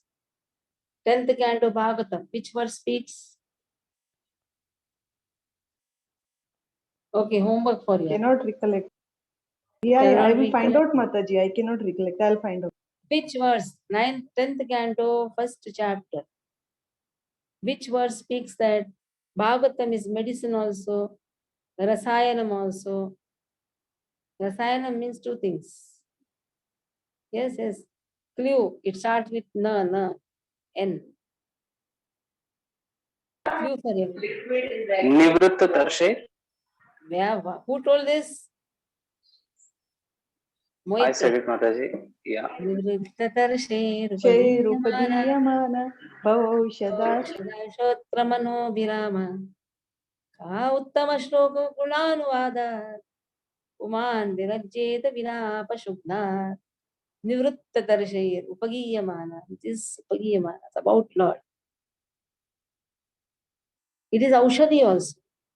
It is Rasa also. It acts in two ways. So as Aushadhi also we have to drink first. Then remove all our Matsarita. Even a small tinge of enviousness should not. So Vedyam, one can understand it very nicely. Vastavam, the factual truth. Vastavam, it is fact. Atra vastu, what is this? It is vastu. Vastu means this is the substance. Actually, Bhagavatam is the substance. Vedyam Vastavam Atra vastu Shivadam. How is Bhagavatam? Now you told about Krishna now. Now we are speaking about Bhagavatam. How is Bhagavatam? What is Bhagavatam? Bhagavatam is the only vastu. It is the only substance. Shivadam. It is for the well-being of everyone. Shivadam, completely pure. Tapatrayon Mulanam. So all these threefold miseries can be completely uprooted by studying Bhagavatam. So the second verse of Srimad Bhagavatam is the glorification of Bhagavatam itself. Dharma Projita Kaitavotra Paramo, where all the fruitive results oriented activities are completely ended. There begins this knowledge, which is Vastu, which is the substance, summon bonum of everything. It can be only recited by a person who is completely free from all the vices. Or to become free from all the vices and be qualified, one has to study Bhagavatam. It removes all the threefold miseries. Unmulanam. And how is Srimad Bhagavatam? It is Shri, very beautiful. Srimad Bhagavate, Mahamuni Krute, Srimad Bhagavate. Srimad means very beautiful. Bhagavate. This Bhagavat Purana. Srimad Bhagavatam. When we say Srimad means what? Beautiful. Srimad also means which brings opulence, which brings fortune. Srimad Bhagavate. Who has written this? Mahamuni Krute. Vedavyasa has given this. Kimva Paririshwaraha. Srimad Bhagavate Mahamuni Kute Kimva Paririshwara. Kimva. What is the need of other things? He has given everything about Lord in this Srimad Bhagavatam. And by studying Bhagavatam, what will happen? Sadhyo Ridya Vartate Trapatibihi. Sadyah. Sadyah means at once, immediately. What you can do? Hridhi avaruddhyate. Within the heart, you can bind Krishna. You can bind Krishna within the heart. Krutibihi. Who can do this? Only pious people can do that. But for that, one has to cultivate. How? Shushu Shubhi Takshanat. Just by cultivating the habit of hearing, Takshanat, without any delay, one can bind Krishna within the heart. So, what is the glorification of Srimad Bhagavatam? You can bind Krishna. That's the glorification of Bhagavatam. Bhagavatam is the only vastu, it is the only subject. Bhagavatam is vastam. Vastavam means it is a fact. It is truth. It removes the miseries from the root. Tapatrayon mulanam. Unmulanam. Srimad Bhagavatam. Bhagavatam is Srimad, brings fortune. Written by Mahamuni. There is no need, Mahamuni here refers to Vyasa. There is no need of any other literature. This Grantha has the capacity to bind Krishna within the heart. But to do that, one has to hear Srimad Bhagavatam. And Takshana, immediately you can. So I think this verse is clear. Dharma projita kaitavotra paramo. Projita means give up. Give up all the kaitava dharma. That is why where Bhagavad Gita ends, Bhagavatam begins. So again, this purport is big. We'll do this in the next class. Any questions? So today we saw before that, today what we did? We saw the two important verses glorifying Srimad Bhagavatam. I will give it in the voice recording, the verses. And also we saw that how the introduction, preface, your homework is introduction, preface, and the foreword. In the introduction till the life sketch of Chaitanya Mahaprabhu. And we'll do further in the next class. So first two verses we have done. Second verse, purport will read in the next class. So any questions? Yeah. Can I ask? Hare Krishna. Yeah. You referred small question. It is already 9:56. You referred to Sukadev Goswami as Brahmavadi. We have also heard from you that he was a Brahmabhuta stage. So are these both same? That's the first question. Yeah. Brahmabhuta Prasannatma. And Brahmavadi both are same? Brahmavadis here refers to loving Lord's Brahman Tattva. Brahman realization is there. At the same time, God, the realization of the absolute knowledge is also there. It's not that he is impersonal. He is into impersonalism. No, he has the knowledge of personal feature of the Lord, but he is more attracted to the Brahman aspect of Lord. Okay, so the first aspect, not Now, the he. Brahmavadi or Brahman. That is only just he is more attracted to the Brahman effulgence of the Lord. So he knows the Lord, but he does not know about the second aspect, that servitude attitude to the God, that he doesn't know. That much dealings with the Lord is not the personal dealings. Yeah, and the last He question does not realize in this now, Sukadev Goswami, when he comes as Sukadev Goswami. He's parrot of Krishna only. Radharani. Yeah. Second question, last question. You refer to Lord Shiva narrating to Parvati, Bhagavatam, and before that he's driving away all those birds, etc. So my query is this, that although he drives away all those birds, animals, etc., there are other living entities also present there, na Mataji, like trees, and there will be, because the living entities are all over the universe. So what about them? The capacity to hear is not there. I didn't get you, Mataji. Trees have more covering of the ignorance. So they are less conscious, so that's why we should ignore them. Okay. And what that means, the animals and all have consciousness to that extent? Okay. Hare Krishna Mataji. Thank you. They are better than the trees. They can feel the presence of pain and pleasure. Yeah. Hare Krishna Mataji. Thank you. Hare Krishna Mataji. Mataji, I have two questions. One is like here, it has been very clearly mentioned that in order to, we should not jump to 10th canto straight away. Then why is it that we always encourage distribution of Krishna book, Mataji? Repeat the question. Like for understanding Krishna's pastimes, it's important that we go in a certain order. So why is it that we encourage reading Krishna book directly?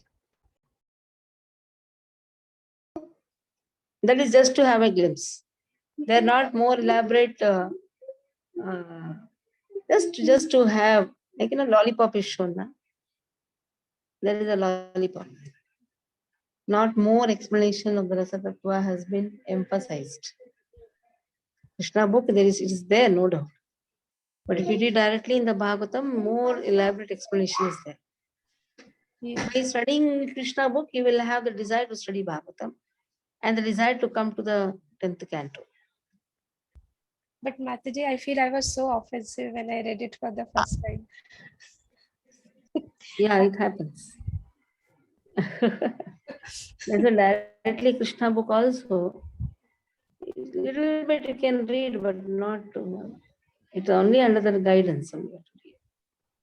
Alone, if you read, then offensive nature will come, especially when the Pancharasa Adhyaya comes. But still, not elaborate explanation has been given. But with even reading a brief explanation also, sometimes you may take it wrong. It definitely happened with me. So I was just able to connect the dots. Mataji, the second question is here when we were talking about abandoning of different dharmas, then you talked about Ketav dharma, and the meaning of that is given as covered by fruitive intention. I'll just share my understanding of the thing, and please clarify, Mataji. Like until then or until now, I was thinking like even in Mahabharata, when we read, before Mahabharata war started, Krishna himself gave an opportunity to Bhishma Pitama, to Karna and all, to join the Pandavas army. But they had their own reasonings. Although they were all very well learned and all, despite that, they had their own minor dharma or lower dharma, we can say. But that is not guided by fruitive intention. So will it come under that? Or maybe my understanding is not correct. Kindly guide me, Mataji. See, that was guided by fruitive intentions. Before the war, even if they had their own plans, every plan was keeping them into the center, themselves in center. What to speak, even when Arjuna says, let me give up the war and go to the forest, even that dharma is also Kaitava dharma. That is why Krishna says, Sarva dharman parityaja. This instruction is given to Arjuna. Where Krishna says, give up all such type of activities where you keep yourselves in the center. What is the meaning of fruitive activities? Where you keep yourself in the center, your sukha, your dukha, one's happiness.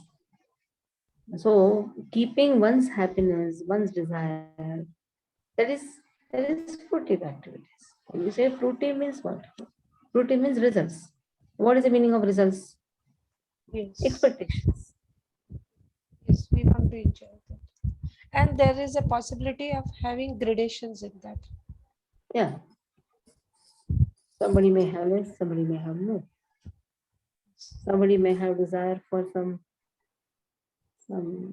of this material world. Somebody may have desire of the heavenly planets. Somebody may have desire of the more upper planets. So gradation is there. Means all kind of lower dharmas are getting covered by the usage of word Ketav dharma? Yes. Does it?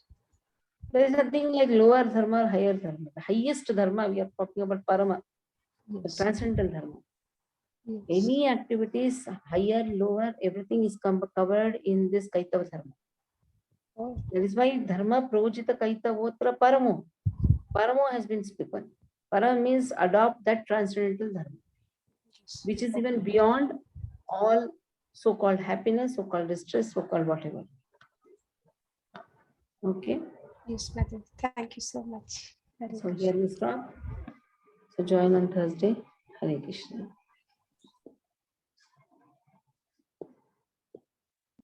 Hare Krishna. Krishna Mataji, धन्यवाद. Dandavat pranam. Krishna Mataji, thank you. Dandavat pranam. Hare Krishna, Dandavat pranam.